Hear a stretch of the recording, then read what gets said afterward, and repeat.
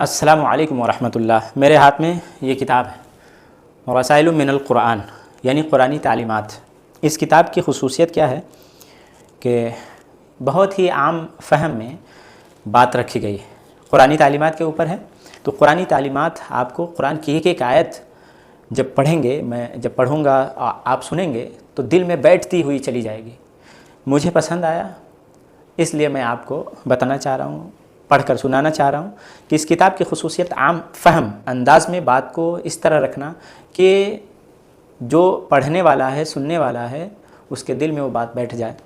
قرآن پاک کے چھوٹے چھوٹے جملوں کی مدد سے یہ ان حقائق کو نہایت مؤثر انداز میں ذہن نشین کرا دیتی ہے، جن حقائق کو ذہن نشین کرانے میں بڑی بڑی کتابیں ناکام رہتی ہیں۔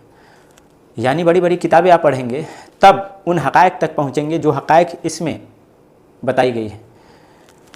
تو اس کتاب کو پڑھتے ہوئے آپ تھکیں گے نہیں، سنتے ہوئے تھکیں گے نہیں، ذہن تھکتا نہیں، بلکہ ایسا لگے گا کہ تھکا ہوا ذہن بھی اس کتاب کے چند جملے پڑھ کر سن کر تازہ دم ہو جاتا ہے اور دینی غیرت و حمیت سے سرشار ہو جاتا ہے۔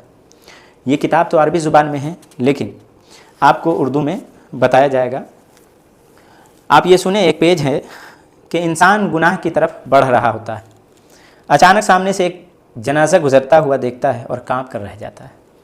انسان کا زور بازو، طاقت اسے ایک کمزور پر ظلم و زیادتی کے لیے آمادہ کرتا ہے، یعنی کمزور پہ ظلم کرنے لگتا ہے جب طاقتور ہوتا ہے انسان تو، لیکن جب وہ بیمار پڑتا ہے تو اس کو ہوش آ جاتا ہے کہ اس کے زور بازو کی حیثیت کیا ہے۔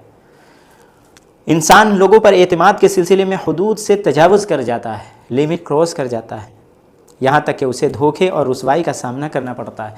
تب جا کر وہ نصیحت حاصل کرتا ہے کہ انسان کو بھروسہ اللہ پہ کرنا چاہیے۔ انسان گناہ کرتا ہے اور اس گناہ سے اس کا دل تنگ ہونے لگتا ہے۔ آخر کار وہ قرآن مجید کی ایک آیت سنتا ہے اور اس کا دل نیکی اور بھلائی کی طرف بڑھنے لگتا ہے۔ انسان کسی مسئلے میں حیران و پریشان رہتا ہے کہ ایک حدیث نبوی سنتا ہے، ایک حدیث سنتا ہے اور درست راستے کی طرف نکل پڑتا ہے۔ یہ سب الہی ہدایات اور تعلیمات ہیں۔